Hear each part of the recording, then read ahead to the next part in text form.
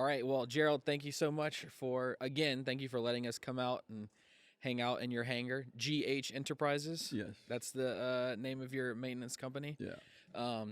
Yes, me and Carl are like kids in a candy store. Carl especially, as he's alluded to many times, he's ready to fly. So how many years have you been flying? I started flying 1966. Okay. I walked to the downtown airport out there by Cortana Mall, Right. and I always walked over there looking at airplanes, and I looked across the fence, but never had the courage to actually walk inside, and because there's a fence and a gate, Right. and they Jump the fence. yeah, exactly. And I finally one day I said, "Oh, I just got to go in there and see what happens," So Yeah. I walked in there, and there was an instructor just sitting around, I guess, looking for business. And I said, "How about an introductory flight?" I said, "Sure. You got $10?" I said, "Yeah." $10. So I gave him $10, and we went for about 30 minutes. Wow. A brand new Piper Cherokee airplane, just like that one, Really? behind you back there. This one right here. And That's cool. the hook was set then. That's So awesome. that was the beginning of it. But How old were you then? I was 16. 16. Yeah, but aviation has always been in my blood, basically. Because I remember my mother tells a story that we went from a couple of towns in Panama in a lightweight airplane, like a Cessna 180, and she says that we landed, and I don't remember any of this, but we landed. She let me out and put me on the ground, and I took off running because I was scared. Really? But I guess I was scared. But my earliest recollection was I was in San Jose, Costa Rica, getting ready to go to Guatemala because my stepdad was being transferred, and this was like early in the morning. Had to be been because I could see the taxiway lights on the runway, and I could see the airplane was being serviced outside the big window pane that I was sitting in front of, and it was a Super Constellation. I don't know if you know what a Super Constellation is, but I mean it's a magnificent airplane. At least used to be, and I was saying, I can remember saying to myself, I'm going to be a flight engineer one day. Cool. So I never forgot it. I always had it in my blood to do that, So That's cool. Yeah. I guess we start there because we met through a mutual friend, Don, and one of the things that Don told me about when he suggested that I meet you was that that you weren't born in America and you came to America, and he talks pretty highly of how you came here and learned the language and learned the trade and basically jumped into what you loved and built what you have here. So so tell me where you were born and some of your early life before you came. I think you were 15, right, when you came to America. So tell me a little bit about before you came over to America then. Yeah. Well, I'll tell you what, I'll address that, but I'll tell you what, I love Don to death. I mean, he's been a dear friend of mine, and he's always pushed me up and elevated me a lot more than I deserve, really, But, I mean, he's been a great friend, really. But, yeah, man, I was born in San Jose, Costa Rica, in 1950.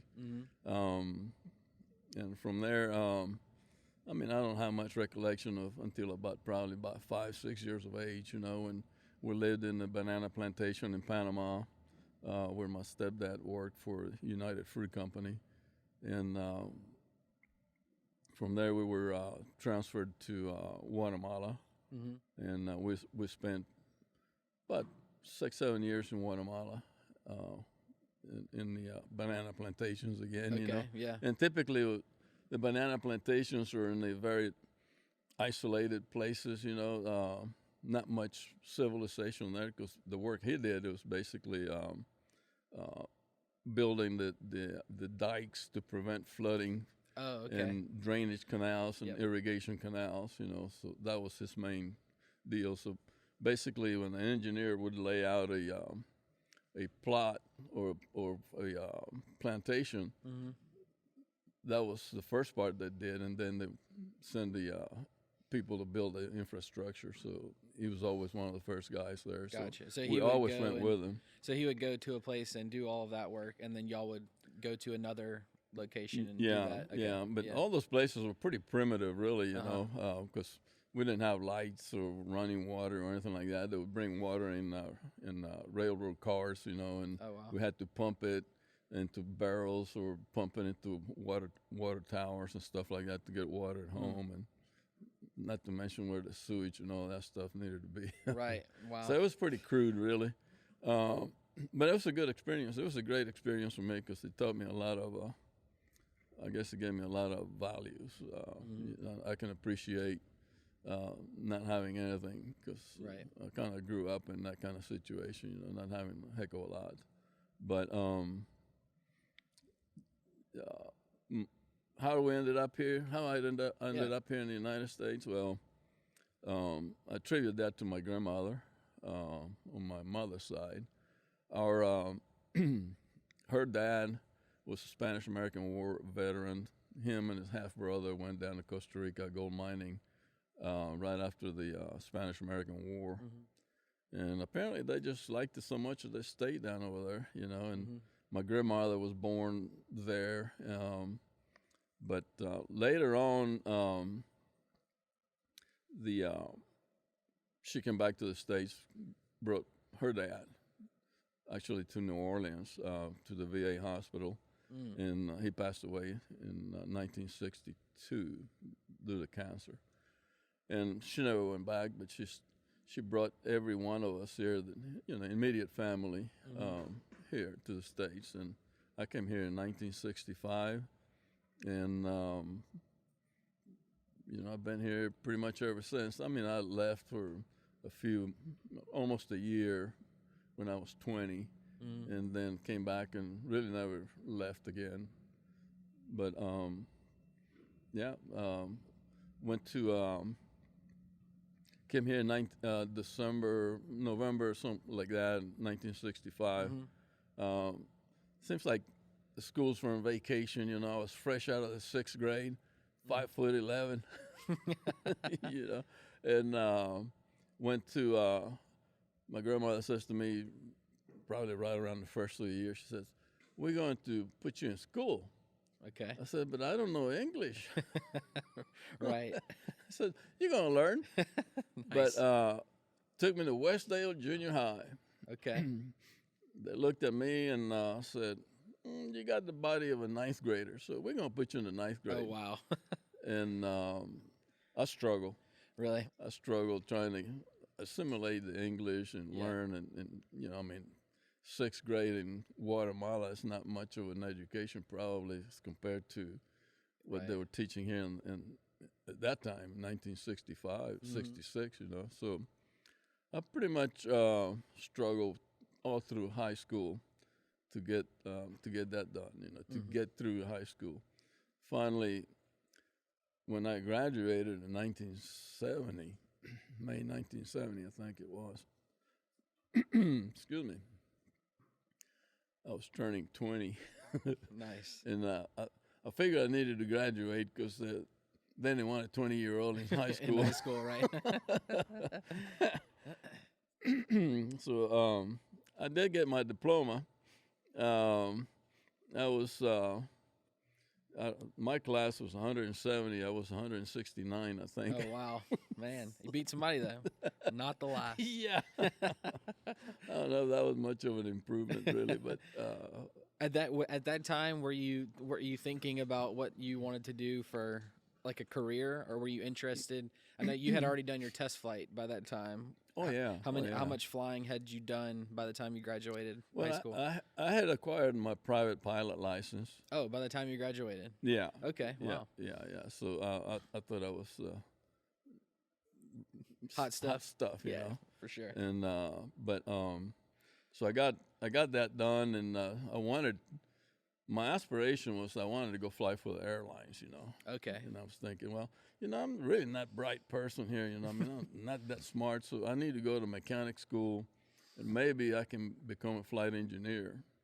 And through that means I'll get to fly on the airlines, you know. But I ended up in 1970. I went down to Costa Rica, stayed there for almost a year.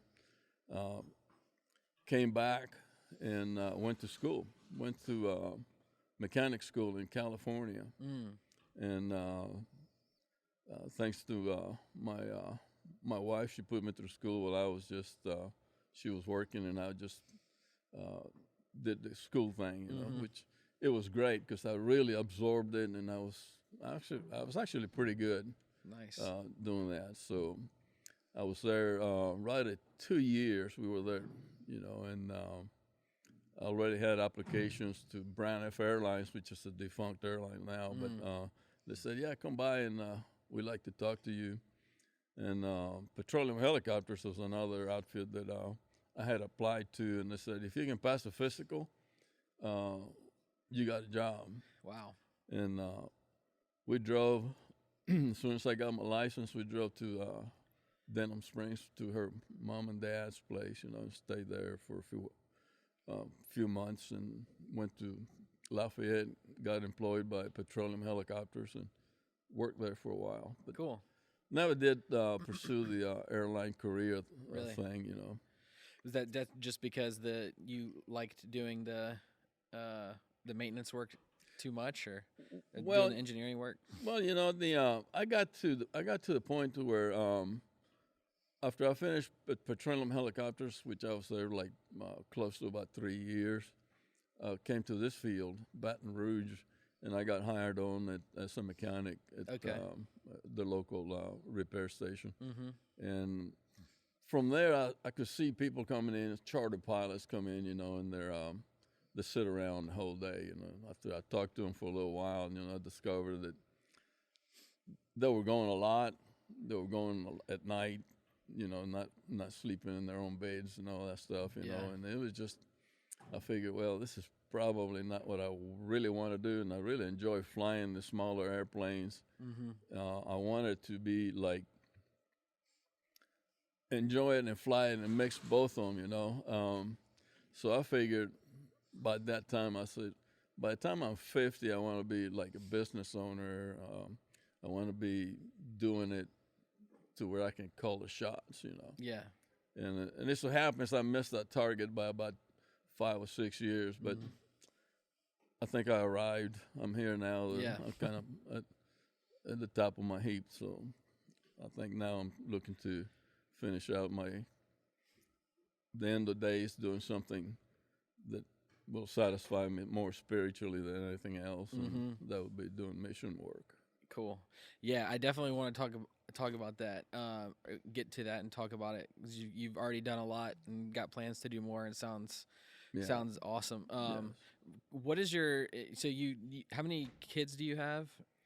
I have 2 daughters. Okay, and you had when you went to California for a few years and then came back here, and you've been living in the Baton Rouge area since I guess, what would that be, the like mid-70s or something like that? Is that right? Yeah. Okay. But I got 2 daughters, 2 biological daughters. One is right at 47 years of age, and my youngest one is 23. Okay. So I Nice. believe kind of spacing them Right. a little bit. Right. And I also had 2 sons Okay. that you know, they were with me from the time they were 4, 6, something like that, and 2. So they're a big part of my life as well. Right. And then who works here with you? That's at the shop? my youngest boy. Okay. He works with me. He's my avionics technician. He does a lot of the technical work that nobody wants to do and everybody's afraid of in airplanes, you know, dealing with computers and electronics. And most people shy away from it because they don't understand it. You know? Right. So what about, so you were working here for a while, and then when did you start? You said like you're 55 or so when you started GH Enterprises. Is that right? No, no, no, no.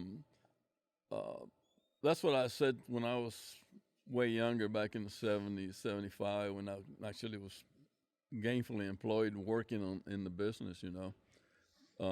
But GH Enterprises didn't come about till 91. Okay. And that's when Don is kind of like, hey, I'm taking my group of airplanes from the charter company away from this other group over here, so we need a mechanic. You interested? So, yeah, why not? So that's what I did, and never regretted it. Never looked back. It's been a great business to been in. Yeah, so that's 30 years this year, right? Since 95 is I incorporated GH Enterprises. Okay. Yeah, almost 30. Yeah. But 91, I was basically doing business you know, and just right. And I actually worked out of this hangar for about a year and a half, 2 years. Okay. But yeah, I had some great people in my life. You know, one of the principals here is his name is Newton Thomas. He let me work out of this hangar free of rent, free of anything. You know, I mean, no utilities, nothing. Jay Martin was the guy that really made the connection for me. And there's some people that I'm really thankful and grateful for that the good Lord put them in my life, because they had an interest to see me succeed. I guess they had a motives too, you know, but I never question that. I mean, I just know that without their help, I wouldn't be sitting here. I haven't done this or accumulated all this, you know. But right. Initially, when I first moved here, it was myself and another guy, helper, and we just worked and goofed off a lot. Cool. So you mentioned that you went to the engineering school and then went to work for petroleum helicopters. Yeah. But you work on planes here. So how much crossover is that? Whenever you go to learn the trade and everything, you can come out and work on helicopters and planes. Well, you know, once you acquire the A&P license, the airframe power plant license from the FAA, I can work on a shuttle. I can work on a DC-3, you know, on old airplanes. Yeah. I can work on pretty much anything. There's no real regulation that says you can't do that. Okay. Now, there's some requirements, you know, recency of experience and things like that you need to have for it to exercise those privileges. But the U.S. regulation lets me pretty much do anything as long as I've had the proper schooling and tooling and manuals to deal with. Yeah.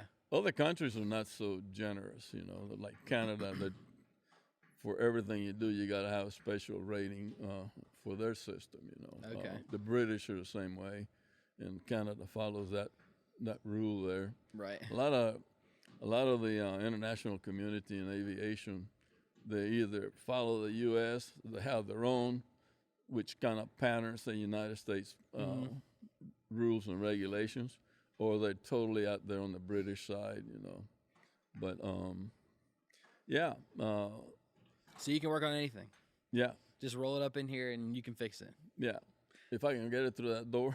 Right. If you can get or through if the that door. ramp out there can support the weight, I can. But I mean, I much prefer staying to the things that I know best, or that I'm more comfortable with. And if you want to become an expert, you work on the one thing that you do the best, and not try to be going out there digging on everything that you know very little about. And that's come to bite me before, you know, that I work on airplanes that are older and don't know that much about it and end up getting over my head.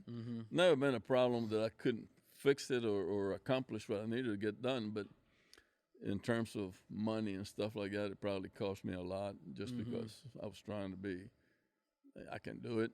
Yeah. Just trying to do it all. Yeah. So we're currently at Baton Rouge Airport, kind of in the northwest side of the airport. You have a hangar here, and is this your hangar right next to it also with the other No, planes in it? no, no. Okay, no. so you just have one of your planes That over there. yeah, that hangar is actually vacant right now. One of my ex-customers still owns the lease on it, Okay, and I kind of sneak airplanes in there. right. I mean, if no one's using it, just put a plane over there. Yeah, yeah. So what planes do you own? Which planes are yours? Well, I own the Piper Super Cub. Mm-hmm. I own this Cherokee right behind you, Cherokee 180, and just recently purchased a Beach Baron E55. That Which is like that one over there, right? the shorter version of that one Okay, over there. sitting across the. Okay. Yeah, yeah. What was the first plane that you bought? The first airplane I ever owned is the Super Cub. Oh, really? Yeah, and it sat in the back of the hangar for about 10 years before I actually committed to put it together and go fly it. Oh, really? Yeah, and make it. So you bought. Second So you piece. bought it. It wasn't. It was in pieces. When you It bought was flying. It was actually belonged to a friend of mine, Okay. and we started working on it, and it started getting expensive. And he Right. finally one day approached me and says, "You want to buy it?" I said, "Yeah, I'll buy it." So I ended up buying it for a lot more than what it was worth. Mm. Now, my thought was, well, I'm gonna fix it. I'm gonna have fun with it, and eventually probably do something like a mission or something like that. Mm. And I did that. Got it flying. I had fun with it, and did a mission, and ended up breaking it in the mountains in Mexico. So, Was that on the first one that happened? yeah. Oh, okay. All right. So Yeah. tell me what the first mission or what the plan was with that once you got it going.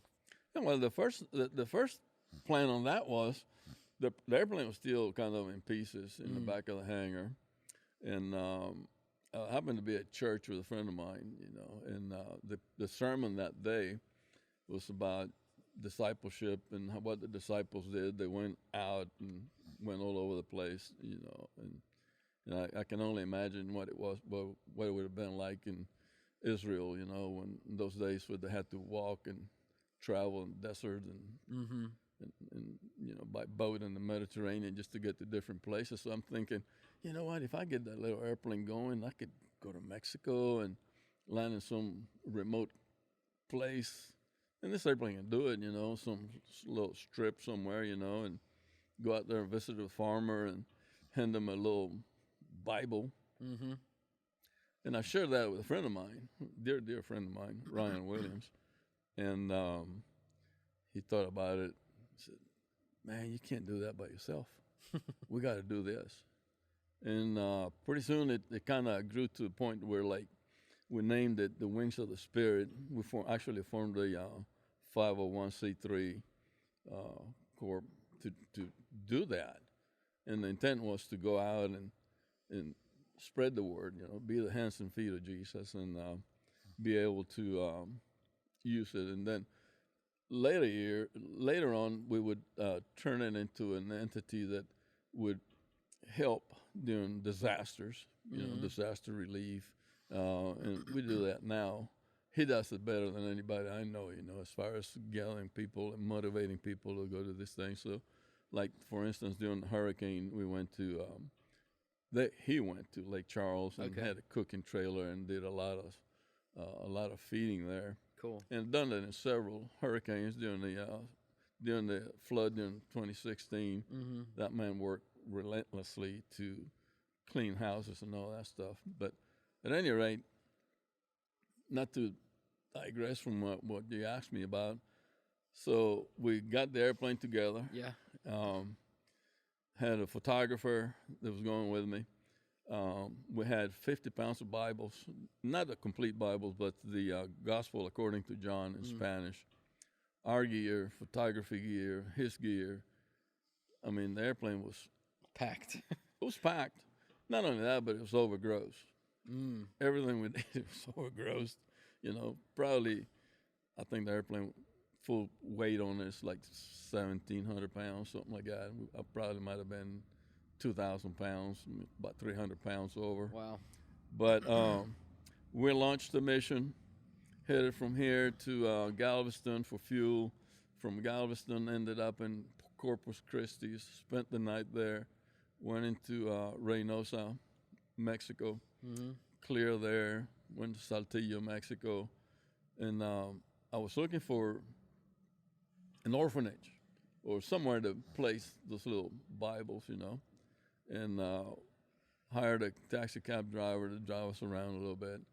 Am I getting too winded? No. This is great. This is great. And I said we want to go to a orphanage if there's one in this city, He said, yeah, I'll take you to this place that I know of. So we showed up over there. There was no people there. You could tell there were kids there that had been there during the week, but they were gone. And we was there on the weekend, So what about, is there another place? So yeah, it's this church that I know that I heard of it, It's called Cristo Vive. And he brought us there and dropped us off there, and we stayed there the whole day. Mm-hmm. Great experience, You just talk to people and mingle with them and all that stuff. Cool. It's a great place. From there, we left, went into a place called Mazatlan on the Seal Cortez side. Okay. On the other side of Mexico, Yeah. bordering in the Pacific side, basically. And spent the night there, rested up. Next day, we moved to Tepic, Mexico. And I've been to that place there before because I'd been in medical missions with a dear friend of mine, Stan Brock, that got me actually started in doing this kind of stuff. Actually gave me a vehicle to do it with. And but that was like 1990 or something like that. 2015 is when I did that mission to Mexico, So I wanted to go see some of those villages that he and I actually gone there with a bunch of medical personnel, So took off, found the place, saw the runway, came in, skirted around, checking, make sure there's no animals on the runway and all that stuff. Finally committed to land after I made a pass over it. Came in and landed and ground looped the airplane.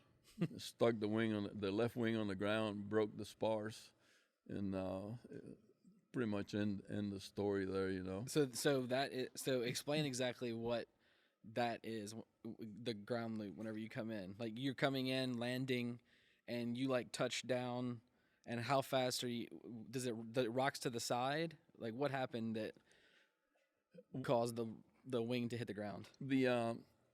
I'll explain it. I'll give you a lot more detail. But in tail dragger airplanes, which is what the Super Cub is, the center of gravity when you're flying is different than the center of gravity when you're on the ground. When you're going to a ground vehicle to a flight vehicle. Being that we were overgrossed, and probably my center of gravity was way back in the back. My suspicion is that when the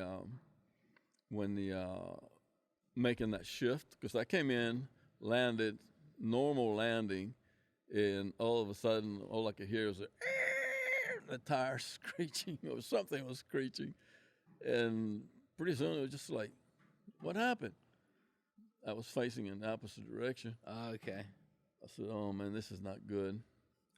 The engine had quit, not because of I shut it down, but it just kind of quit and didn't hit the ground or anything like that, to make it stop.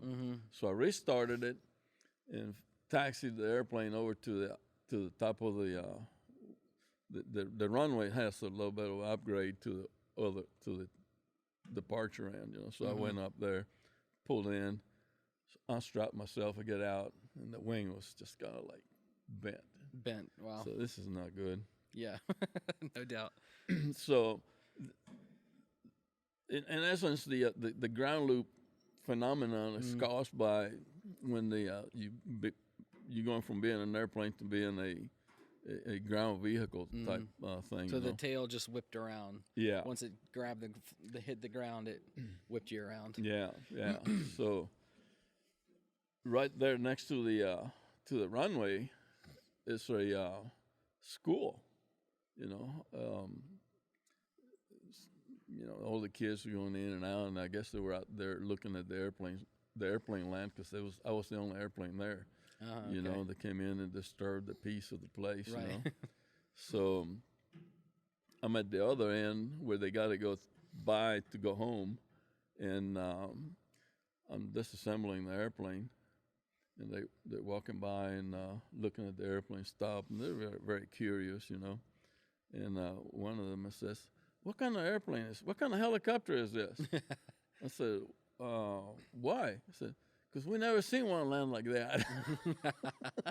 I thought it was a helicopter, but anyway, I took the airplane apart with the help of a local there. You know, very, very, very, very helpful individual there.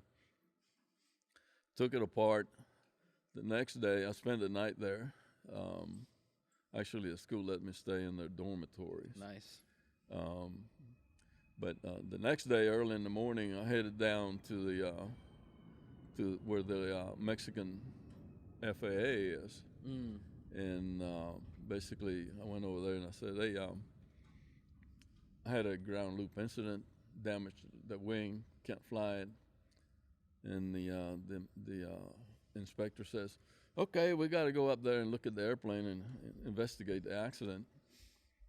I said, "By the way, took it apart as well." He looked at me and says, "You weren't supposed to do that." Not until we said you could. Yeah. Because it's part of the accident investigation. I said, "Well, I did." So I don't know what to say. So anyway, I ended up having to charter an airplane to go out there.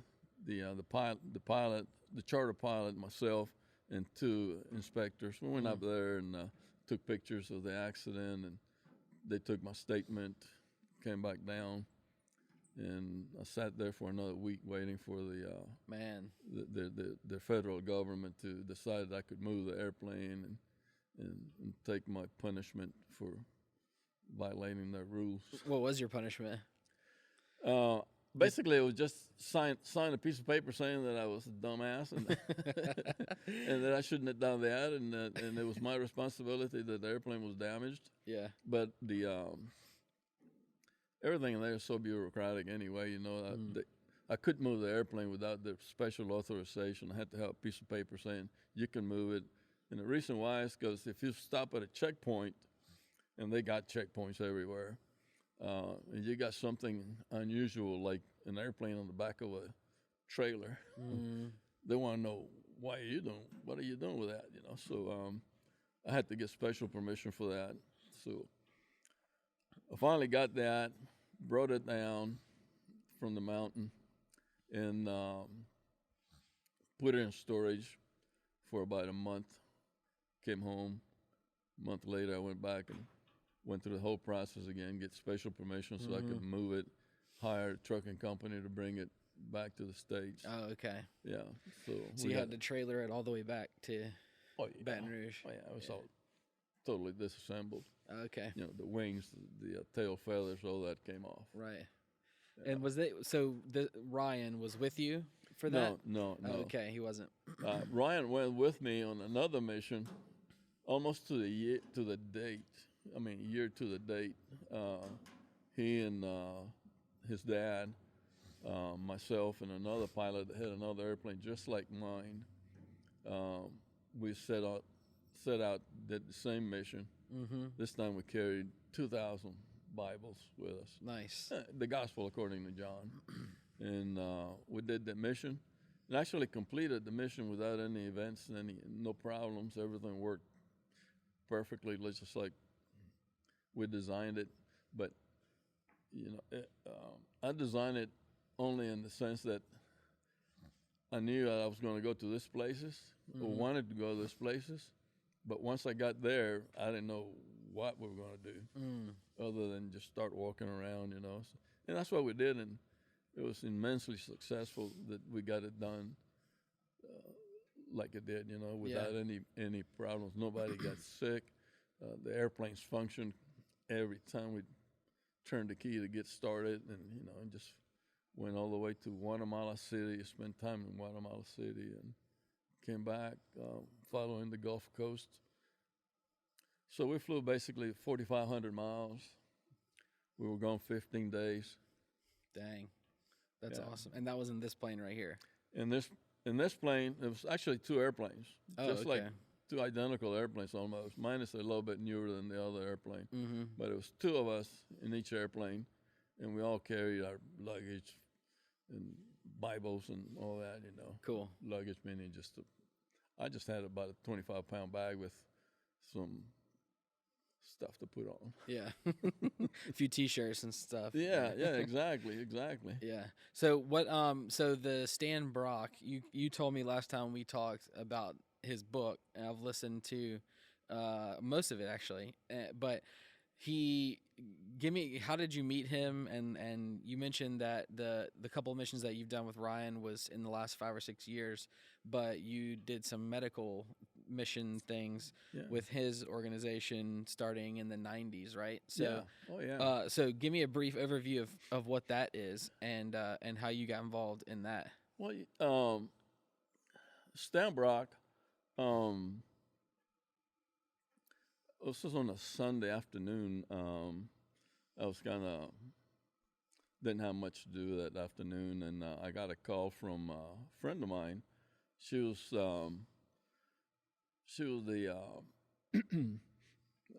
the secretary for the office that we worked for, a couple hangars down the road from here. Okay. And basically, it's called an FBO, so people come in, buy gasoline, use restrooms, make phone calls, that kind of stuff, and move on, keep going, So her and I have been talking about that I wanted to be in a medical mission. I wanted to change careers, actually. I was actually studying, doing a little bit of pre-med work, just because I'm going to be a nurse or a doctor. I don't know which one, but I want to do that. So one day when I retire, I'm going to a third world country and do something. Mm-hmm. I didn't know Stan Brock. I seen him in Mutual of Omaha, but I didn't really know his story, just like everybody else has lived long enough and happened to look at television and saw the Mutual of Omaha programs, which is extremely interesting. And I get that call from her. She said, "Hey, there's somebody here. This is a really neat person." She says, "I think you need to come and meet him."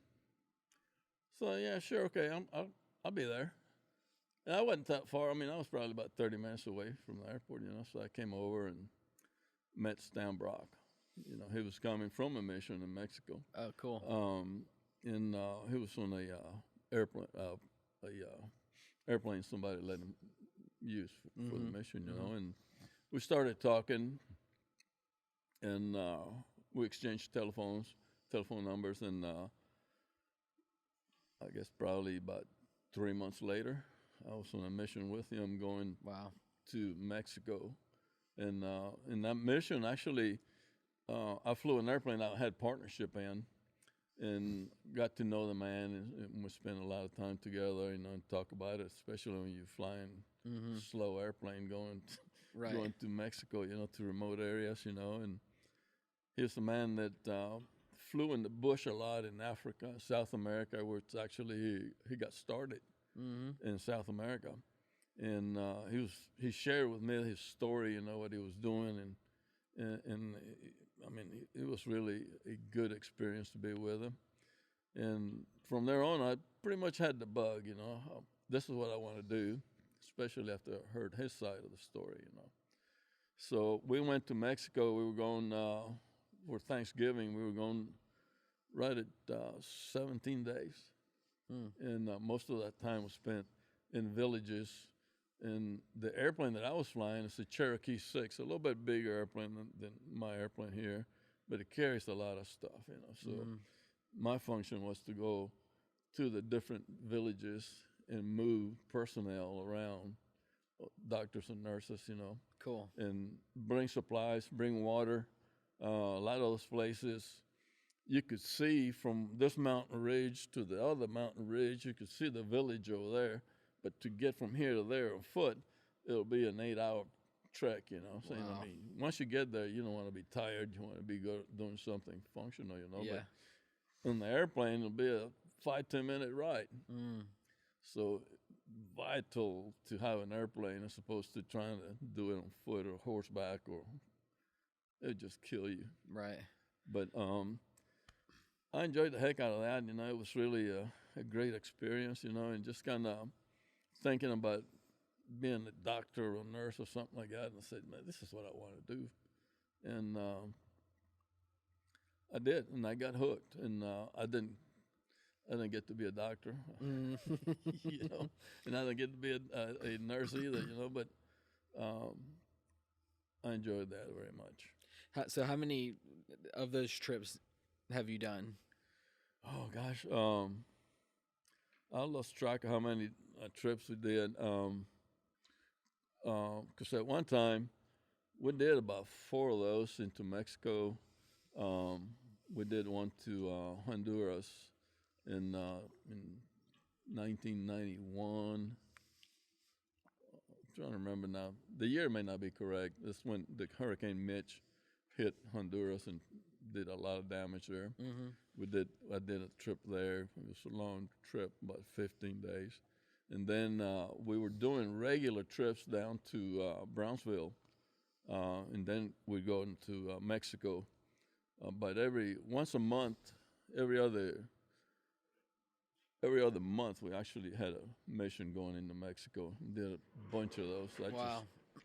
I lost track of Yeah, how that's a many lot. of those we did, you know. But every one of those was kicking the pants. I mean, it was really successful and very fulfilling for my needs. It's just I wanted to help Right. and do this kind of stuff. So most of it, were you transporting people on, like, most of that from here to there, or Yeah. between? Yeah. Was it like between villages down there? What was the normal? Actually, the ones we were doing in Mexico, especially here that we had every other month, we were doing one in Brownsville. Mm-hmm. What we would do is I would gather doctors and nurses from here, and a lot of them wanted to go with us, you know. And pretty much I had a group of that always wanted to be part of it. So it was at least 4 of them, and we pack up and go from here to Brownsville, and then from there we get on the bus on the Mexican side, and they bring us into Villahermosa, which is a desolate town out there that needs a lot of work, you know, a lot of help. And we spent the whole weekend there. You know, typically we got there on a Thursday afternoon, get to on site, set up the equipment. Friday morning we was helping and doing stuff. Saturday, the whole thing, the same thing, the whole day. Sunday morning we pretty much cleaning up, packing, and coming home. Cool. Yeah, so that worked out pretty good. Mm-hmm. And so what's the name of that organization that you were doing? It's called Remote Area Medical. Okay, Remote Area Medical, and that was the one that Stan Brock started. Yeah. And they still operate Yes, now, yes. right? Yeah. And then the Wings of the Spirit was the one that you and Ryan Williams started and are doing some of those too. Yeah. So how many trips are you taking nowadays? How many of these are you doing now? I know you said you want to do a big one, but are you still doing some of the regular week trips, 2-week trips? No, I'm not able to do those right now. My dream would be to be able to do those with more frequency. Mm-hmm. But nowadays with the COVID-19 and all that stuff, things are getting a little more difficult to do. But we can do them in this stateside, you know. But working and trying to make all these things happen is not the easiest things to do. But I ideally would like to be able to do at least 2 long trips.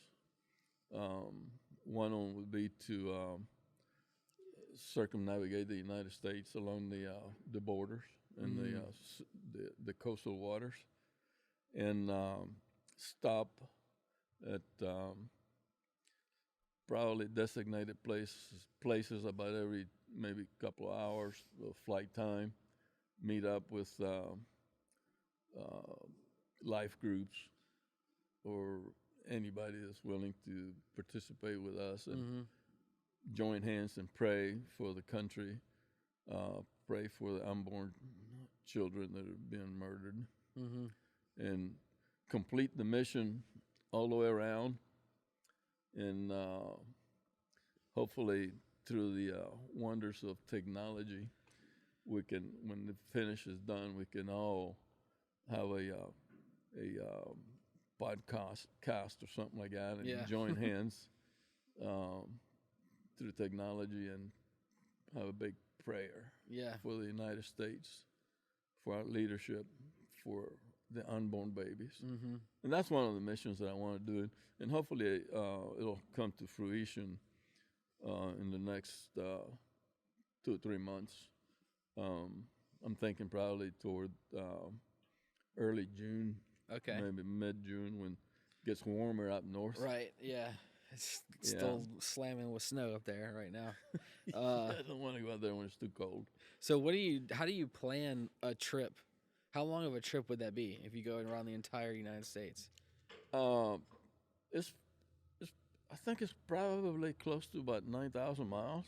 Wow. And how long that would take you? How many days to do it? You think? That's the difficult part, and I really don't want to put too much brain power to it because I know I should and I need to, but if you start thinking in terms of how long is it going to be, how much it's going to cost you, and how much of an effort you're going to have to put forth, you may end up getting discouraged and not do it. Yeah. 9,000 miles, I figure if you average 200 miles an hour, and don't hold me on the math, it's probably somewhere close to around 30 some odd hours, 40 hours. That obviously has a specific fuel cost to do all that, but I think God will provide, and we'll make it happen. I mean, it's just like when I did the mission to Guatemala and all that stuff. Yes, we had money and we had allocated what we were going to spend in gas and all that stuff, but we really didn't plan anything. We just showed up and started doing things, So that's cool. I hope that's how it's going. Well, I pray that that's how it's going to go. Yeah, that's cool. What's your favorite place that you've flown to? Well, I don't have a favorite place, but there's a lot of places that I like, that I really enjoyed being there. One of the places in Mexico that I really enjoyed was Puerto Escondido. It's a beautiful port. Okay. It's a hidden port, and it's Puerto Escondido. That's what it means. And when I stopped there, we stopped there for a day and a half, I think, when we were there on that mission in 2016. And I always had the thought that I wanted to come back. And there's all kind of places along the way that, gee whiz, to really call my attention, that I would like to go back over there and spend more time, just deliberately spend more time and do more of the mission work. Flores, Guatemala is another beautiful place. A lot of history there from the Maya Indians, the pyramids, all those things there, the cities that they left. Those are beautiful places to go visit. Didn't go visit any of those, but when I lived in Guatemala as a kid, we lived in an area where it was kind of like the bed of the Mayas in that part of the where we lived. There was all kind of ruins and things that, as a kid, I didn't appreciate. I was 7, 8, 19 years of age. That was just like, didn't mean anything to me. But now that I look at all that stuff, it means a lot. Yeah, that's cool. But I like Guyana. I like South America. Latham is it's a place where Remote Area Medical has a base of operations for doing air ambulance. There's a place. It's called the Daranawa Ranch. Yeah, that was in the book. Yeah, that's where Stan showed up, and he was spent there. I think he spent like 17, 18 years, something like that. Mm-hmm. And that's when Marlon Perkins discovered Stan and kind of shot him into stardom, I guess, if you want to call it that, because I think he did a few movies, and he took him all kind of places, including coming home to the States and being able to form Remote Area Medical. Cool. Can you tell me, or can you recall the toughest place to land in one of these? Maybe it was like a remote area or something. What was like the toughest landing that you had to do going on these missions? In Mexico, in the Sierra Madres, it's a village called Huaynamota. Mm-hmm. And that place was one way in, one way out. So it's in the river gorge, and right on the side of the mountain they cut. I don't even want to call it a strip, because it's not. it wouldn't serve as a strip, you know. I mean, it was just they cleared out some rocks and filled out some holes, and it was flat enough so you can actually land an airplane. So at the very beginning of the when you touch down, and there was probably about maybe 200 or 300 feet of flat land, and from there on the land actually started rising. You know, so you touch down, you dump the flaps, and add power so you can make it to the top of the hill. Oh, wow. And when you get to the top of the hill, you turn around and you're facing downhill now, so you can take off going downhill regardless of which way the wind is blowing. Wow. So that was kind of like really scary at first. Yeah. But I had the benefit, when I showed up there the first time, Stan and I, we hired a local pilot. And we actually flew into that field with the pilot. And he was instructing me, and I was flying. Okay. And he's telling me, this is how you do it. So the other thing I'm going to tell you is this: do not fly in the middle of the day when it's hot and windy. If you're going to fly in the morning, fly in, toward the afternoon. Mm-hmm. But do not fly in the middle of the day. So I didn't take that to heed when I flew into Mexico and ground looped my Super Cub. That was the time of day? Yeah. It was right at noon when it happened. Oh, wow. There you go. I guess that guy knew his stuff. Yeah. But that was that was a really tough landing site. I typically operated out of there. I had 4 people and some stuff, not a full gross airplane, and not full fuel. So what you would do is you get the engine started and start going downhill, and as you accelerate it, you add more power to keep the rocks or the prop from sucking up rocks and really doing some severe damage to the airplane or damage to the propeller. So finally, when you got flying speed, you kind of get airborne and let the airplane accelerate, and as soon as you kind of finish that process, it was a big cliff. Wow. And then you just kind of relax power. I mean, the pressure's on the elevator just to get the airplane to nose over and get into the valley, and then you follow the river. And by then you had enough flying speed so you can actually climb and give full power to the, so you can actually get going and climb above the ridge of the mountain so that you can go wherever you're going, especially if you were going back to home base. It would be like climb to about 10,000 feet, and then you start coming down once you pass the ridge. Wow. So that airport, or that clearing, not an airport, but you almost were just kind of going straight off the end of it, and the cliff dropped off, and then you're flying. That's pretty cool. Yeah. So if the engine went, you were like, oh, I don't want to be here. So can this plane right here? What kind of runways can this plane land? Can it land on just like a grass runway, like a clearing? Yeah. Okay. Yeah, right. you can. But the performance of the engine and the airplane, it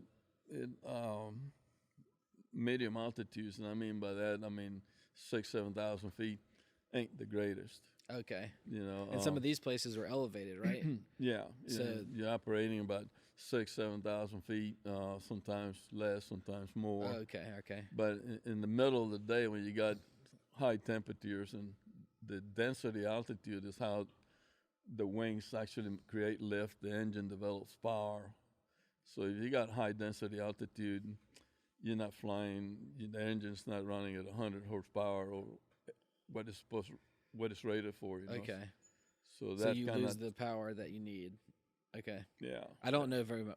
We haven't got to we haven't taken any courses yet, or I don't know. Carl probably knows more than me, so you'll probably have to explain all the stuff. But I'm assuming something like that, you're not going to land. That needs like a concrete runway to land. Actually, the Pilatus is certified to land in unimproved runways. Oh wow. The flying doctors in Australia, they love that airplane. Really? The Canadians, the Royal Mounted Police, they love that airplane because they get in and get out of tight places that typically you couldn't bring another airplane that's not certified or actually can perform like this airplanes do. Yeah. Now, this airplane would not go into those places where I went to in the little airplane. Right. You know, when I went in that mission with Stan. Yeah. So the Super Cub, how much runway does it need to land? The Super Cub, because it's such a light airplane, it's overpowered. Typically, in about under 1,000 feet, you can operate. That's pretty cool. You know, you can land and take off under 1,000 feet. But when you start adding mountains at the end of the runway and stuff like that, there's no airplane in the world that can actually outclimb a mountain, especially if you're flying slow and trying to build some kind of profile so you can actually get outrun it. Most airplanes can't climb like that. Okay. Unless you're a rocket-powered airplane. Right. Then you just go straight up. Right. What's your favorite plane to fly? The small Super Cub or one of the bigger ones with a bunch of people? You know, I really like the Super Cub because it's a toy airplane, and when I go flying out here, I seldom go above 1,000 feet, and most of the time there's hawks and buzzards. Right. You can run. They're thermaling, you know, and you're like, oh, where are they? Okay, oops, they went by. It was like, you know, sometimes the buzzards outrun you because they tend to be pretty fast when they're diving and stuff like that. You know, but yeah, if I had my ruthers, what kind of airplane I really like would be a Pilatus Porter. Okay. This airplane has a turbine engine. It'll carry a big load and it'll land short and take off short. Cool. Is it about that size? This size? No, it's smaller, but it has more wing area probably than this airplane here does. Okay. And it's a Hershey wing, so it's a square wing, and it's designed to make lift, to be able to get in and get out tight places. This wing here is a compromise between going slow and being able to go fast. Okay. You can't win both battles. You know, you can be good at one or the other, but not both of them at the same time. So the combination of trying to getting different flap settings and wing changing the wing configuration, the camber of the wing, that's what the flaps do for you. Kind of allows you to have slower speeds, to land slower and carry better loads and things like that at slow flight speeds. Okay. But once you get airborne and you're going, you clean up the wing, meaning you retract the flaps, and now you kind of configure for speed. if you flown on the airlines, you can see when they land, they got all these things sticking out of the wings. Yeah. And that's just so they can go slower, and be able to get off the ground. Mm-hmm. Matter of fact, a lot of airliners can't get off the ground if they don't have the lifting devices in place. And there've been several airplanes that crashed because either the crew forgot to put the right flap setting or wing settings, and they ran out of runway. Wow. Right. So the PC-6, it's not that sophisticated of a machine, and it carries a lot. It has a lot of power. The engine has a lot of power too. So this one's a PC-12, right? Yes, and then PC-12. So you're saying PC-6 was what would be your favorite, probably? Oh, the PC-6. Right. Just because of the mission work. Right. But I mean, I'm sure it'd be like having a root canal if you're going 2,000 or 3,000 miles. A slow airplane, Right. So you mentioned, or just a second ago, you mentioned sometimes the planes crash, they don't change the settings and things like that, which reminded me of something that Don told me to ask you about, because he said that you are about to get certified for accident investigation. Is that the proper term for it? So tell me about that. What is you'll be able to investigate crashes and what went wrong and things like that. Is that right? Yeah. Okay. Yeah. And so tell me the process of what you're having to go through right now. Well, to get that. Accident investigation is something that's always fascinated me, and ever since I've been in the industry, you always hear of accidents and things that happen, incidents, accidents, and I always kind of think about those, what caused it. I mean, a lot of them have to do with the human factor. The other one has to do with the machine or the mechanic or any of those things. So I finally decided I wanted to go ahead and do an accident investigation school. So USC in Los Angeles has forever, seems like, had an accident investigation school. Okay. So I went ahead and started the process. So that's been really an eye opener for me, because there's a lot of information there that you can use in everyday Right. things that you see, especially when it comes to an accident. You read about accidents, and sometimes you kind of got your own opinion, Yeah.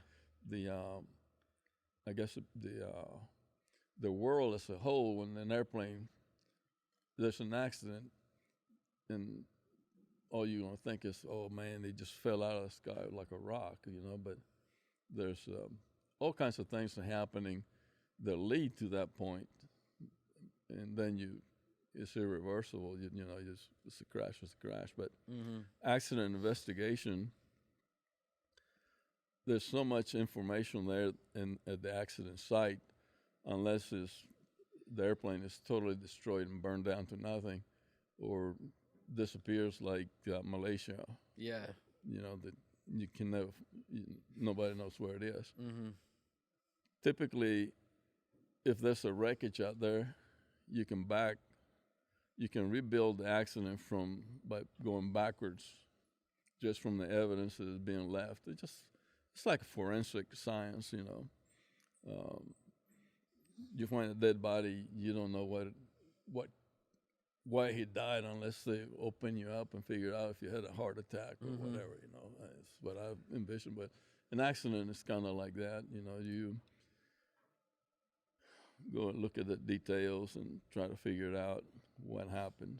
So you went through as a program that you had to go through, and then you go and get certified to be accident investigator, right? Well, it's not really necessarily that you get certified. It's basically you learn about the skills required to do accident investigation, accident reconstruction, and as long as there are going to be airplanes flying, there's going to be accidents, and there's going to be some need to identify what caused it.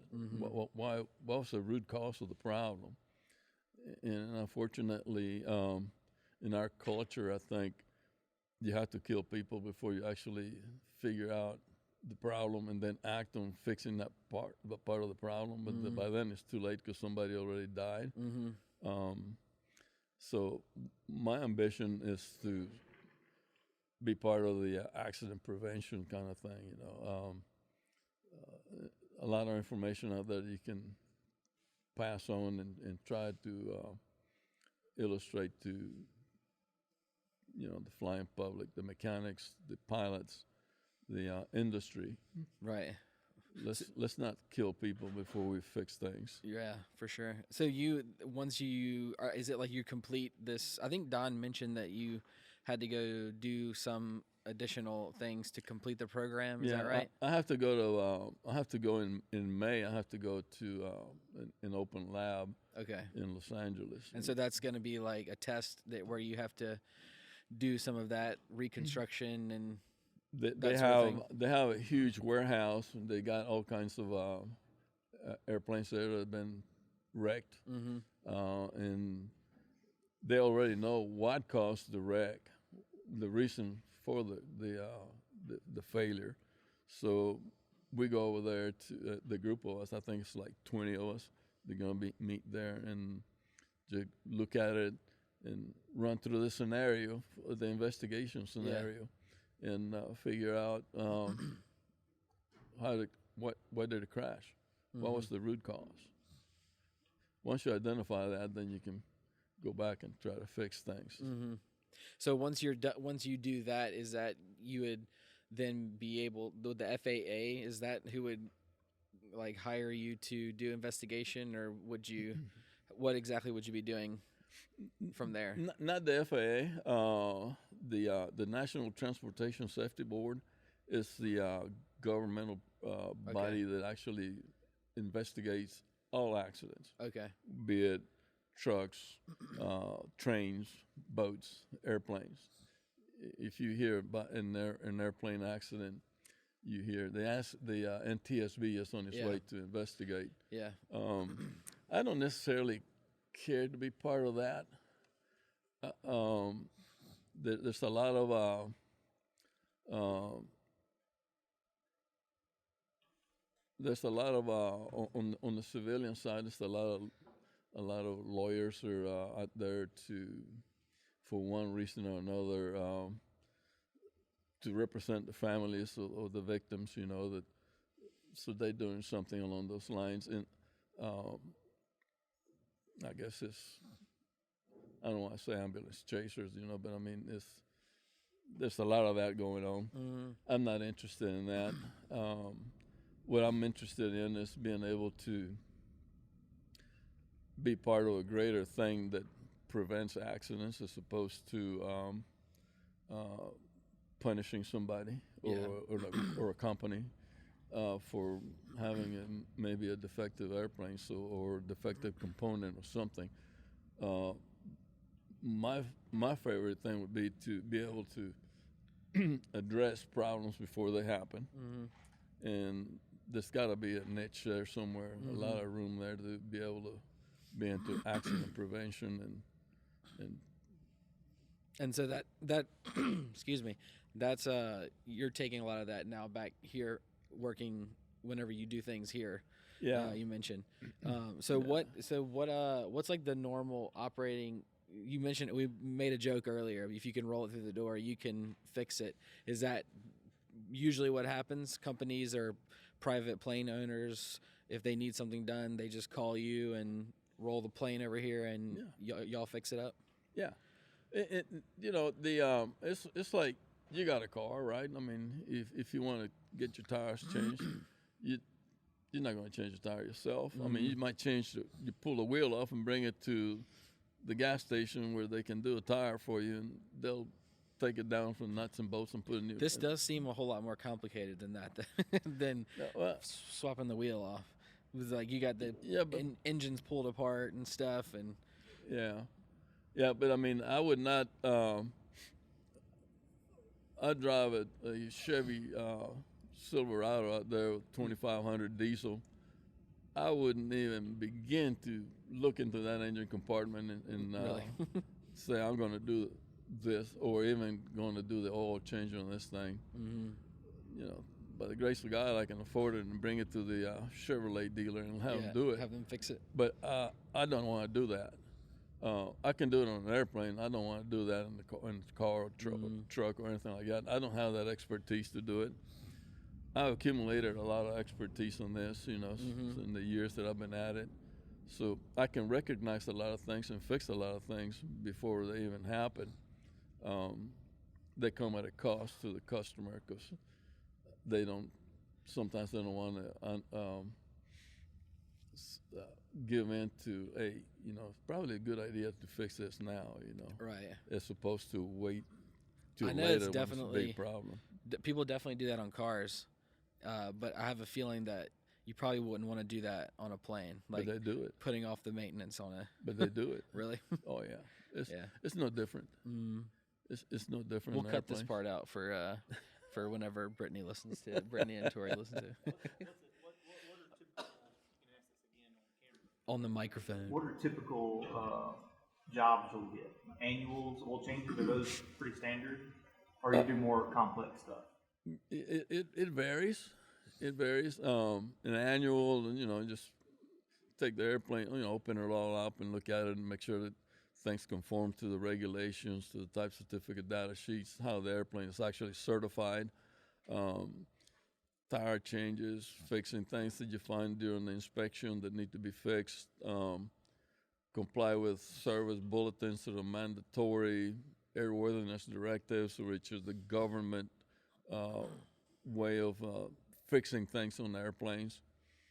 We do all those things. Now, you can't do it all, and you need to have the documentation to do it by, you know. So that's very important. Changing tires, it's not a big deal. Spark plugs, compression test. You may come in here, hey, I got a rough meaning the engine when you switch ignition sources, shakes and rattles, and you don't want to fly with an engine like that. So you may approach me and say, something's wrong with my engine. It's not doing right. The magneto, it's not checking correctly. We can troubleshoot it, fix it, change a spark plug, change a cable, or even the magneto. Do you, when you fix a plane, do you like take it around the block, make sure everything's working right? I don't, because my liability doesn't cover me being a pilot. Okay. As far as the repairs that I do here, so any of these airplanes right here, if I'm doing some heavy maintenance, it's the owner's responsibility to go test it, and it may not necessarily be a responsibility, but it's like, let's go fly it and see if you like it and see anything wrong, especially if I do an engine change or anything like that. Yeah. I always recommend that we fly it. Not me personally. I'll go with you, your pilot. Right. And we go fly it and put it through the paces and come back and land and look at it, and then you can have your airplane. Cool. Yeah, I do that a lot. Cool. You know, just go with the pilot. Now, if it's my airplane, yeah, I'll do it. Yeah. All right, earlier you mentioned about this plane right behind me. So if Carl wanted to buy this plane and own it, what all is involved in terms of maintaining it and like keeping it ready to fly? What's, obviously you got to do the oil changes and like the put fuel in it and stuff, but what kind of ongoing things, extra things besides just paying for the plane is involved in owning a plane? Well, there's their insurance cost. Insurance, big one. Gotta be. Are you going to just park it outside in there on the ramp and tie it down and let the elements just kind of beat up on it? Right. So you got to rent a hangar.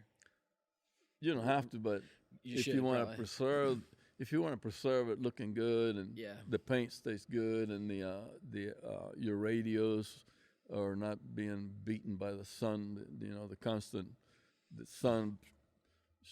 I mean, inside of that airplane, just like in the car, it could get 120 degrees. Right. That's not good for the radius and things like that. The upholstery, all those things, So, if it gets cold at night, that's bad as well, So, ideally, you would have hangar space to hangar the airplane. You're going to pay somebody to store the airplane. Average cost probably $200-$300 a month to store a little airplane like this. If you can find a space here in town, you may get it cheaper somewhere else. If you maybe co-op with somebody else, and you have it like a T hangar down over here up the road here, where you can put two airplanes in the same space, in a smaller hangar. That's one way to reduce the cost, but you got tire wear, you got annual inspections. An annual inspection could run you $2,000 or $3,000 if there's nothing wrong with it. Oh wow! It could run you less, more, Is that depending based on on just time it takes? Yeah. So all those things tend to jack up the price on. Not only you have the initial investment to acquire the machine, but now you need to, if you're going to be flying it, how much you're going to be flying it? I mean, it's just going to be like every other Sunday when you can. Well, that's not good. That's no good for the machine. And for you as a pilot, it's probably not building your skills because you're not practicing often enough to retain that memory items that you need to have. So you come in one day after you haven't flown the airplane in a month and slam it out there on the runway. You have a hard landing and blow out a tire or something like that. Whose fault was it? Was it the airplane? Was it the mechanic? Or was it your fault? And people tend to kind of shrug off their responsibility shift by the blame a little bit. Well, I just had an annual done on this airplane 6 months ago. Oh, really? And how long is my warranty supposed to last you? But I mean, that's getting into pet peeves of mine, But all those things add to being able to maintain the airplane, keep it up, and make it all work for you. Mm-hmm. A lot of times it's better to rent than to own it. There you go. I was going to ask you, is it better to rent one than to own one? Yeah. But you can rent your plane out to someone else, right? Yeah. Yeah. So I could buy one and let Carl rent it from me. Or no, you're saying that Carl should buy it and I should rent it from Carl. Is that what you're saying? Yeah. Look, there's that's a prop plane, right? Yeah, that's a turbo prop. Okay. Yeah. All the other ones I think so far have been jets taken off. Yeah. It's cool. We are actually on the airport, in case you were wondering, if you didn't hear that. There's planes flying over. How many, do you know offhand, how many hours you have flown? I'm close to 5,000 hours. Okay. A lot of it is probably bootleg time, but what I mean by that is I go and test flight with somebody, like on this airplane. I got a dear friend of mine, Jay Martin, and typically when he comes out over and picks up his airplane, says, "You want to go?" So let's go fly it. Let's go out there and do a couple of approaches and fly around, and he lets me fly. So if I'm manipulating the controls, I can log that time. So over 48, 9 years of been doing this, I've managed to accrue a lot of time doing that. Mm-hmm. Carl rolled up closer, so. I rolled up so I can get closer to this microphone here. You're talking about, not flying every other Sunday. How often should you fly, like, to stay proficient? And like, how many hours a month or a year should a private pilot just try to fly to keep up the skills? Well, I don't think there's necessarily a set hours of or anything like that. The regulations actually has you doing a certain amount of flying in the 90-day period. You need to have 3 takeoff and landings. If you're going to be flying at night, you need to be able to be current in night flying. And by that, it's like if you're a private pilot, and you haven't flown at night in over 90 days, you need to have your instructor come with you and do a couple of 3 takeoff and landings if you're going to carry passengers, that kind of stuff. So, and the FAA doesn't necessarily get into that because they already have it regulated to the point to where you're supposed to follow these rules, but it's a high probability there's a lot of people out there that are not following the rules to the T, you know. So what would you recommend? I mean, just do you not want to set like should I fly twice a week, once a week? Should I kind of just stay up if I was going to do that? probably once a week would be good. Once you have your skill levels to where they need to be. I give you, for instance, when I started flying in 1967, thereabouts. And I was working at a roller rink, making like $15 a weekend, paying for a motorcycle note, and and having money to go out on a date, you know, and go to McDonald's for $5. We could eat really good there and then go to the movie. But $15 a week didn't really accrue a lot of money. So, and at the same time, I was trying to fly. So if I had enough money at the end of the month, I could scrape up, you know, $30 to go fly an airplane for an hour's worth of flying, basically. But sometimes it would take me a couple of 3 weeks, 4 weeks.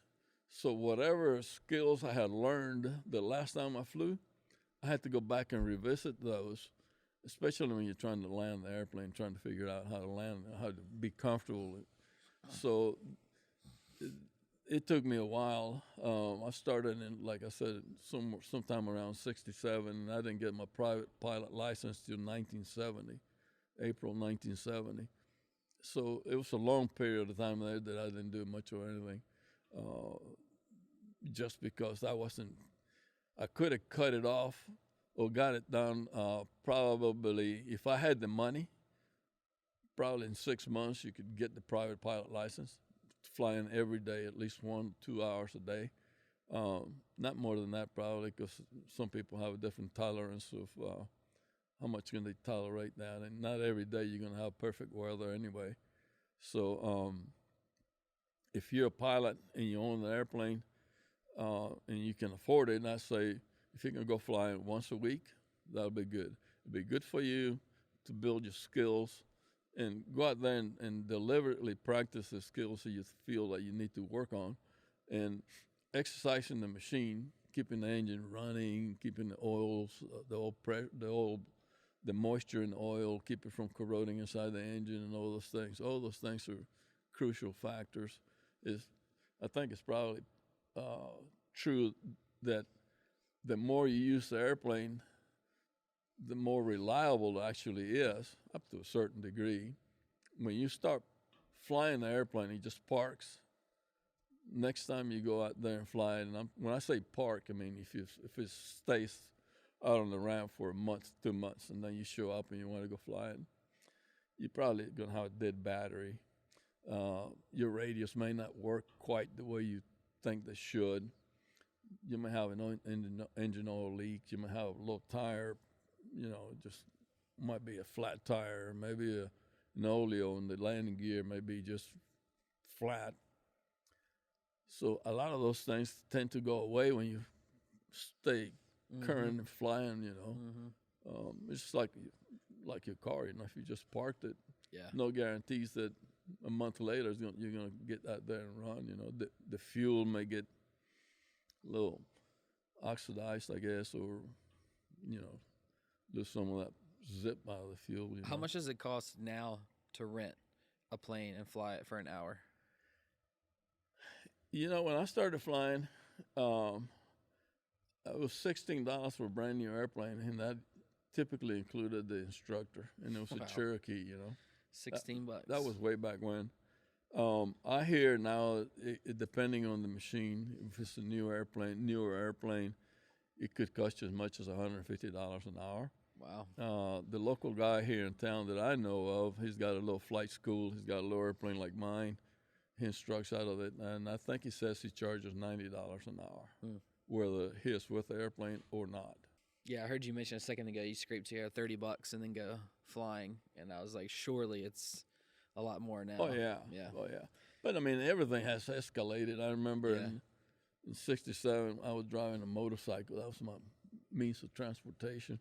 I was paying, if I remember correctly, it's like 37 cents a gallon for premium gasoline. Wow. Fuel 37 was cheap cents. then, you know. Avgas today is $5 a gallon. Really? You know, you go put 50 gallons in this airplane. I mean, 49 gallons, I think is what it holds. I mean, it's a Not cheap. chunk of change. And every time you're running that engine, it's sucking fuel out of the tanks, right? So it's money going to waste. Right. If you're not flying. What's the range on that plane? Comfortably, 49 gallons. Comfortably, it's around about 3 hours. Oh, 3 wow. hours doing Okay. about 130, depending on where the wind is, whether you got a tailwind or a headwind. If you got a headwind and it's pretty stiff, then it might take you forever to get where you're going. So your range is going to be less. But I figured 3.5 hours is good enough. You're probably ready to get out. And so is that, how far can you get to like Dallas in 3.5 hours in this plane? Yeah. Okay. With the conditions right. Yeah. I flew to Shreveport last week. At 7,000 feet in the Barren, I had 70 knots of headwind. I mean, directly on the nose. Wow. So it took me right about an hour and 20 minutes, I think, to get there. Oh wow. Turned around and came back. It was in an hour. In this airplane it's not cruising very fast already. If you had a 70 knot headwind, you're not Not going anywhere. You're not getting there fast. Yeah. And sometimes you may be even going backwards. You know. Yeah. So you best turn around and go the other way. Yeah. Gotcha. I wanted to ask you also some about your faith, and because I know just in conversation with you, you've made a couple comments, but of course it's like, why would somebody fly down to Mexico with 2,000 Bibles and hand them out and that sort of thing? So tell me a little bit about your like when you started following Jesus and felt like discipleship was a big part of what you wanted to spend your time doing. Yeah. The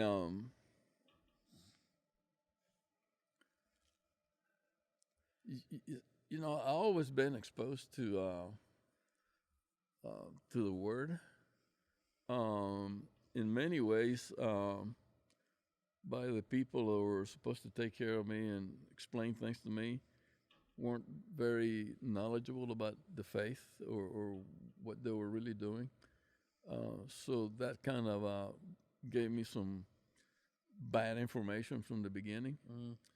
So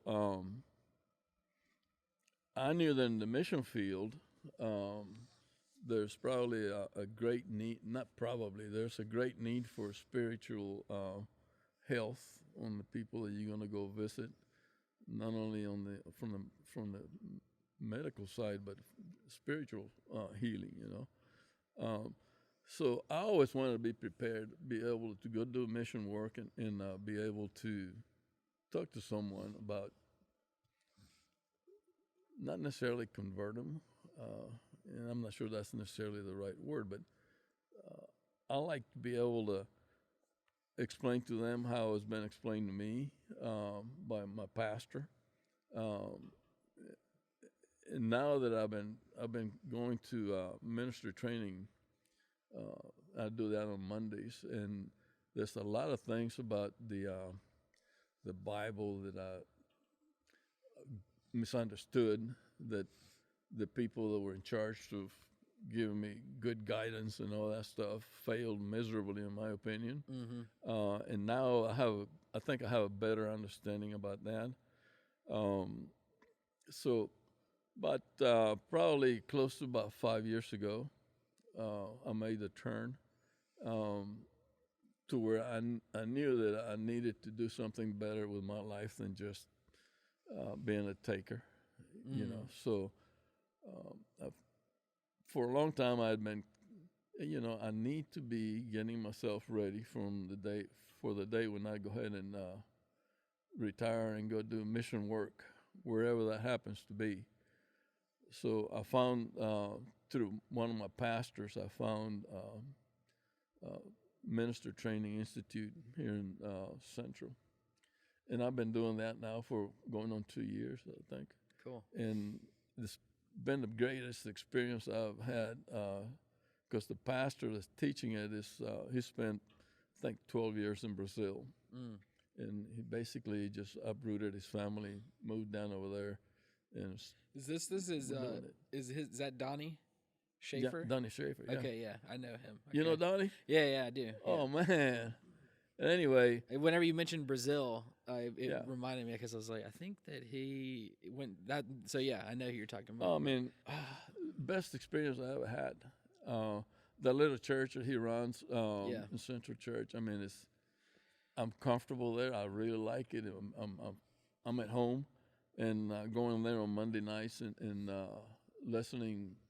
I mean, getting the lectures from him and getting a greater understanding about Jesus and God and the Holy Spirit and discipleship and what am I supposed to do in my life, with my life, especially in my end of days life. I think this is just the icing on the cake for me, really, you know.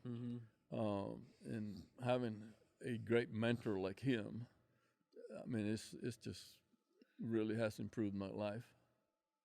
That's cool. Did I answer your question? Yeah, that's good.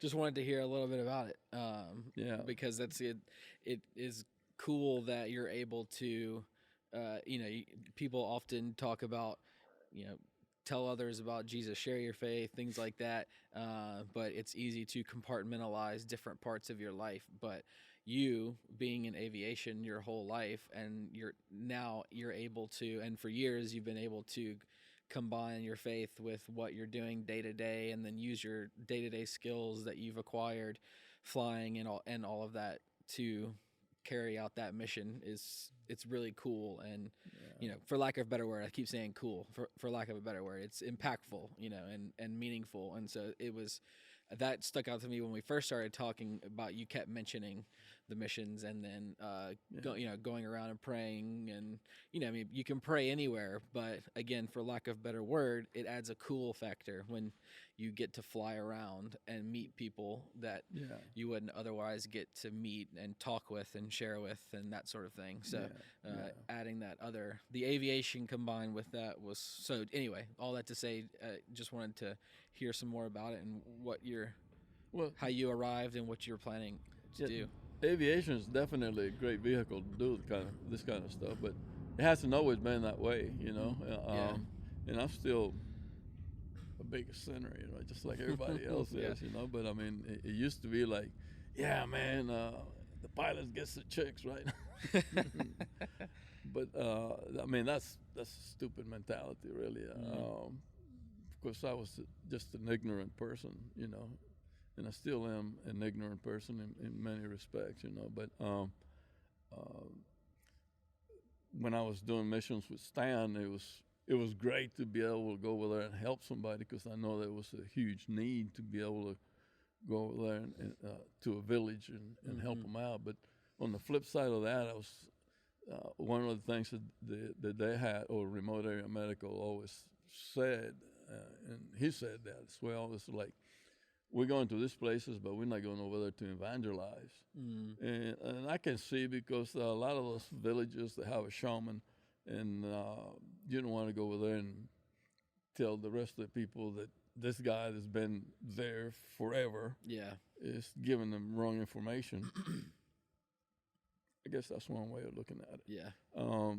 The other thing that I always felt conflicted with is, like, you go over there, you identify a person that has diabetes. Yeah, you give them some medicine, you give them a referral, but they're not going to get a referral because first of all, to go to the city to get medicines is a huge effort on their part. They can't afford it. So you go over there, you give them 30 days worth of tablets, and you leave and never go back to follow through, So that's on the physical human side, but on the spiritual side, that's never going to change. Since I met Pastor Donnie, and I've been going to school with him, and I think I've gained a better understanding about really what it is that I'm supposed to do or be doing. Maybe to the degree that I'm refining what my mission in life is going to be or is, and I think that's one of probably because I'm selfish, because I want to be saved, and I believe I am saved, but I want to give back instead of just be taken like I've been. If we in the business, we're always taking, always using natural resources. You're burning fuel. Listen, the resource is going to go away one day, it looks like, maybe, and I've been privileged, really, to be able to have been in this business for as long as I have, but I want to go and do something more meaningful to my life. I want to do something that my children will remember me by.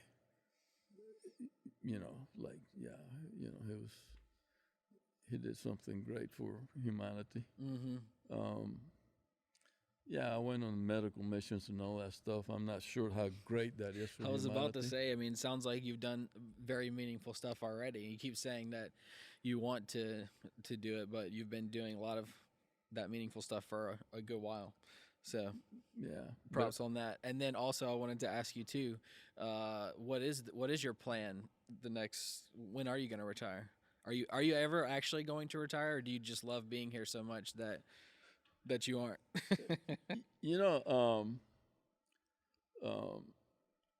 Somebody told me here just recently, this is your hobby. And actually, my son-in-law said that, which got me thinking, Yeah, I really enjoy being here. I enjoy being here more than anything else, really, because when I'm here, I disconnect.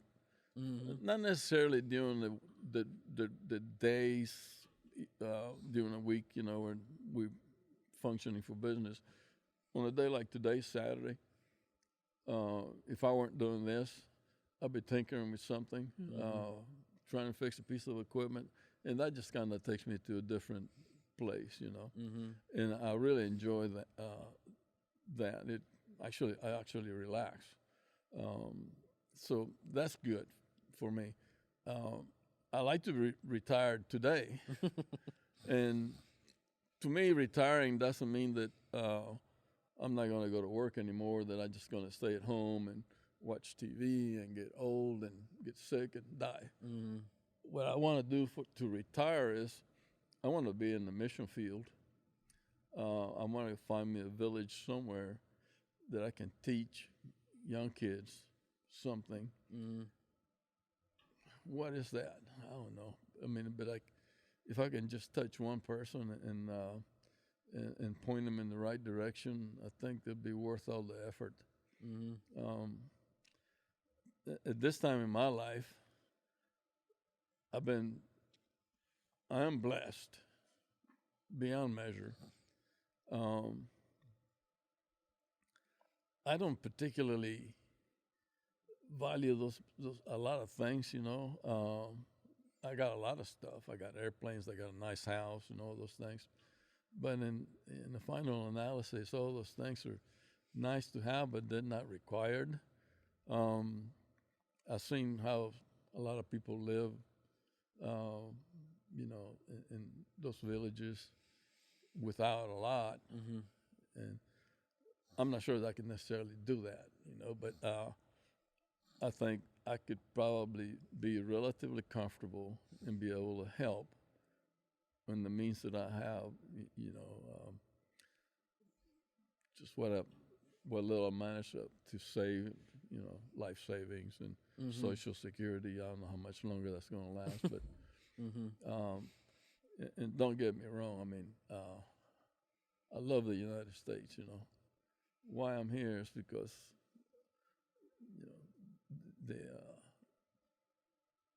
the United States actually has afforded me to do this. The Lord has made it all happen for me, so that's a huge blessing. I like to go somewhere, and I don't know where that place is yet. I'm looking for it. I think it's in Guyana, and be able to bless somebody in the same way that I've been blessed. I don't know how. I mean, that's what I feel. I mean, I'm not sure what it really looks like, but it's kind of like the dream that I have. And I figure when it happens, the Lord is going to make it happen. It's going to say, this is where you are. You arrived. That's what I like to do. And I figure I'll get up every day and have church or have a little school and teach a kid how to disassemble a motorcycle or how to change a light bulb and how not to stick your finger in the light socket.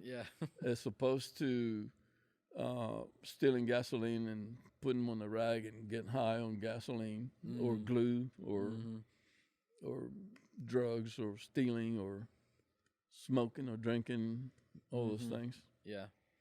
Cool. Well, that sounds awesome. That's like I said, it's been really cool to hear Don share a little bit originally about your story, and then when we talked briefly the other day to hear about your story, and then now again, I appreciate you sitting down and chatting with us for I don't even know how long it's been now, but it's been pretty awesome. Before I just wanted to make sure that Carl didn't want to interject with it. Okay, all right. Gerald, thank you so much. I like I said a million times, thank you very much for letting us come and hang out and hear your story. And it's inspiring story, not only because of the hard work that you have obviously put into this, but also how you integrate your faith into what you do every day. So thank you. Appreciate it. It's been very fun. Thank you for actually allowing me to have a voice. Of course. I like to maybe add one more thing to Please. the whole deal here. Is that I know there's a lot of kids here in the States that feel disadvantaged or feel like they've been done wrong or any of those things. And from my perspective, when I came here in 1965, I had a huge bag that wasn't filled with my stuff. It was actually my mother's stuff. I had some underwear that were made from flour sacks that repurposed. I still had the flour brand across the back of my underwear, and I had 2 of those. Wow. I had a pair of shoes that I used for, if I polished them, I used them for traveling maybe.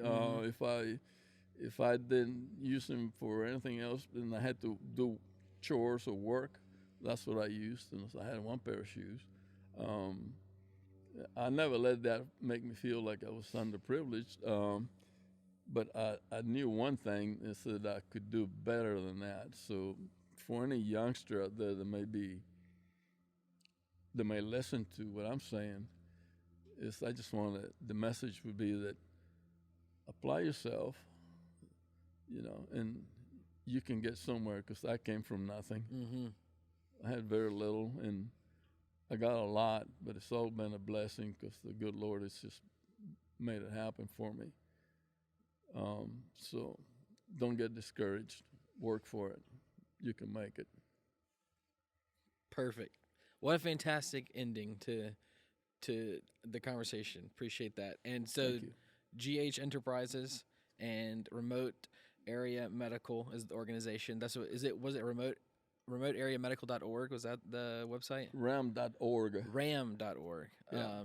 And then Wings of the Spirit is the organization that you started. And so we want to. I know we'll talk again more maybe after about how we can keep kind of talking about that and pushing it out and letting more people bring the awareness up around it as y'all continue doing that stuff. Yeah, Wings of the Spirit, it's not a one-person effort. It was a group of us that really came up with it, you know. So I just don't want that go just like making it look like I'm the only one that did that. Cool.